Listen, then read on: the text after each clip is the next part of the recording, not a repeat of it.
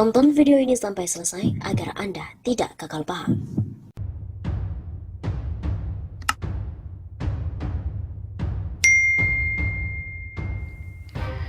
Mulai gerakan tagar kibarkan bendera putih aja, politisi Demokrat bukan simbol menyerah tapi simbol perlawanan. Selai kain putih yang diikat di tongkat besi tampak bertengger di depan pagar rumah politisi Partai Demokrat, Taufik Rendusara.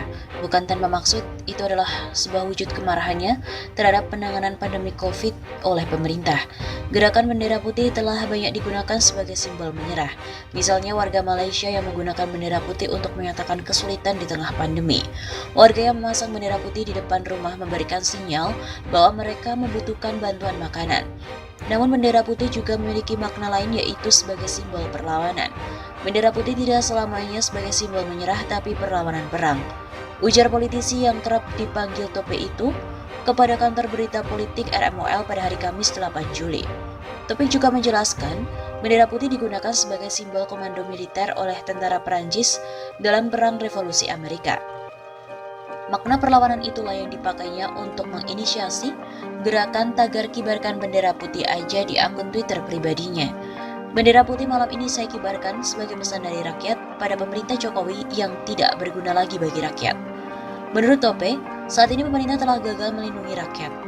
Langkah-langkah yang diambil terbukti tidak berhasil menghilangkan pandemi COVID-19. Mengkritisi kebijakan-kebijakan pemerintah yang tidak jelas dalam menangani COVID-19. Ia melanjutkan, bendera putih merupakan pesan bahwa rakyat kebingungan. Bahkan di tengah pemberlakuan pembatasan kegiatan masyarakat atau PPKM darurat ini, rakyat harus berjuang sendirian. Hari ini yang sakit COVID sekeluarga, rumah sakit gak bisa, duit gak punya, makan gimana? Tuturnya, di mana ia menceritakan kegiatan ketika menyambangi warga yang melakukan isolasi mandiri di Jakarta. Kami rakyat berjuang sendirian. Tuan-tuan, puan-puan kalau sakit bisa cari rumah sakit yang bagus. Kami rakyat bagaimana?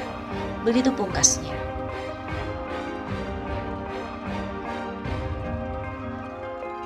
Tidak perlu sok-sokan akan melockdown provinsi, melockdown kota, atau melockdown kabupaten, karena akan mengorbankan kehidupan masyarakat.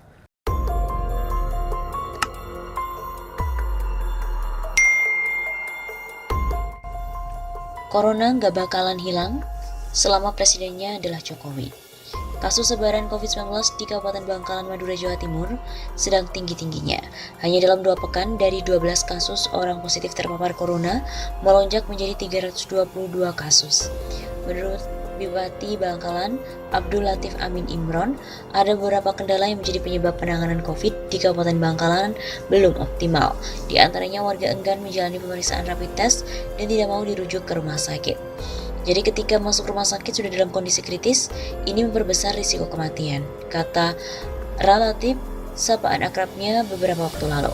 Analisa lain penyebab lonjakan COVID-19, salah satunya akibat transmisi lokal klaster keluarga dari pemudik Hari Raya Ketupat. Di Kecamatan Arusbaya, ada tradisi kumpul bareng keluarga dengan kemungkinan mengabaikan protokol kesehatan. Di sisi lain, warga Bangkalan Madura bisa dibilang tidak terlalu memperdulikan kasus ini. Seperti dikisahkan warga Madura, sebut saja namanya Hans, mertua Hans tinggal di Bangkalan, meninggal setelah positif terpapar corona. Ia menceritakan betapa sulitnya memberi pemahaman bapak dan keluarganya di Bangkalan tentang bahaya ini. Bahkan katanya justru ada kelompok tertentu yang seolah-olah mengajak agar masyarakat tidak peduli pada virus yang mengguncang dunia. Mertuaku saja ngeyel, menganggap COVID gak ada, ini bikinan katanya. Pas sakit saja nggak mau dibawa rumah sakit. Ada yang bilang gini, corona nggak bakal hilang selama presidennya Jokowi. Kan dagang, hubungannya opo, anggal pokoknya, kata Hans tersenyum. Akibat tingginya angka COVID-19 di Bangkalan tersebut, Pemda setempat sempat kelabakan hingga akhirnya menggencarkan sosialisasi ke tengah masyarakat. Seperti dilakukan Forkopimda Bangkalan baru-baru ini, yang mulai gencar mensosialisasikan adanya 3M yang meliputi mencuci tangan, memakai masker, serta menjaga jarak. Seperti dijelaskan oleh Kapten Humas COVID Bangkalan, Kolonel Am Imam Haryadi menjelaskan, sosialisasi itu berkaitan dengan komitmen Forkopimda Bangkalan dalam upaya memutus rantai pandemi. Sebagai langkah lanjutan, sementara di Bangkalan tidak ada angka peningkatan COVID sampai sekarang, katanya dikutip dari redaksi.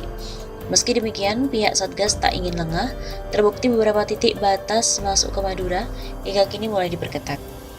Kolonel Imam Haryadi juga menyebut jika saat ini elemen masyarakat mulai melibatkan diri untuk memutus rantai pandemi yang sebelumnya menyerang daerah tersebut. Imam juga menjelaskan, mulai dari tokoh agama hingga tokoh masyarakat mulai turun ke jalan untuk mensosialisasikannya dengan pentingnya mematuhi protokol kesehatan.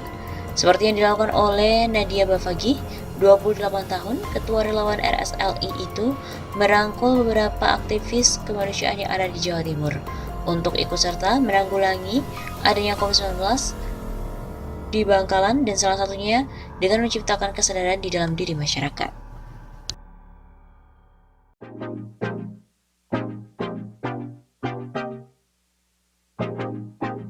Pemerintahan Jokowi dianggap sangat lemah atas ekonomi, korupsi, dan juga COVID-19. Lembaga survei Kelompok Kajian dan juga Diskusi Opini Publik Indonesia, Kedai Kopi, mengemukakan pemerintahan Joko Widodo paling lemah dalam sektor ekonomi, persoalan korupsi, dan juga mengatasi COVID-19. Namun responden juga menilai jika Jokowi menjadi sosok yang paling mumpuni mengatasi kelemahan itu. Kelemahan pada sektor ekonomi menjadi yang paling banyak dipilih oleh 16,8% responden. Sementara untuk posisi kedua diduduki oleh budaya korupsi yang dipilih sebagai kelemahan pemerintahan saat ini, yaitu sebesar 12,3% responden. Lalu COVID-19 nomor 3, begitu kata Direktur Eksekutif Kedai Kopi Kunto Adiwibowo saat memaparkan hasil survei secara virtual pada hari Senin yang lalu 12 April. Adapun kelemahan lainnya yang dipilih responden adalah pengangguran sebesar 5,7%, kurang tegas atau teliti 5,1%, mendahulukan masalah politik 3,6%, pendidikan 3,2% hingga kurang mendengarkan rakyat 3,1%. Setelah itu 1.260 responden diberikan pertanyaan lanjutan, yakni siapa tokoh yang dapat menangani kelemahan itu. Sebanyak 32,6% responden memilih Jokowi.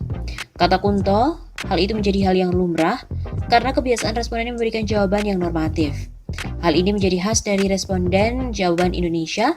Yang pertama sangat normatif dan yang kedua mereka punya penghargaan yang tinggi pada presiden.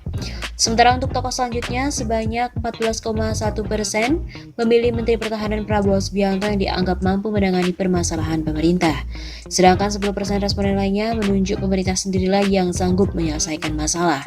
Survei tersebut digelar pada periode 29 Maret sampai dengan 4 April 2021 dengan metode yang digunakan yakni telesurvei kepada responden yang tersebar di 34 provinsi di Indonesia.